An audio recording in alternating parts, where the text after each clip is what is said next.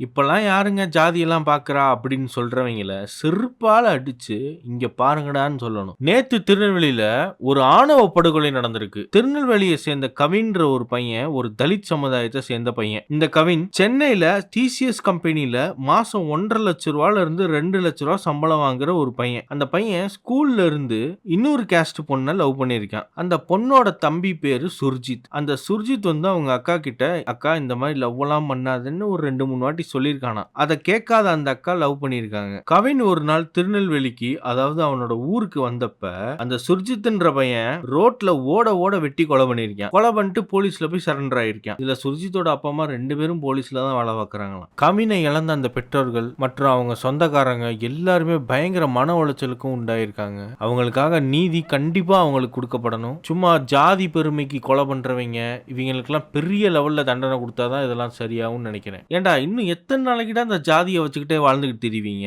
என்னைக்கு தான்டா மனுஷனா மாறுவீங்க? யோசித்து பாருங்கடா. நம்ம நாட்டுல தான்டா ஜாதின்னு ஒண்ணே இருக்கு. மத்த நாட்டுல எந்த நாட்டிலயுமே இல்லடா ஜாதின்னு. அப்ப இதை யாரு கண்டுபிடிச்சா? யாரு உருவாக்குனா? யோசிச்சு பாருங்கடா. என்ன செஞ்சா அந்த ஜாதி ஒழியும் அப்படின்றத கமெண்ட்ல சொல்லுங்க.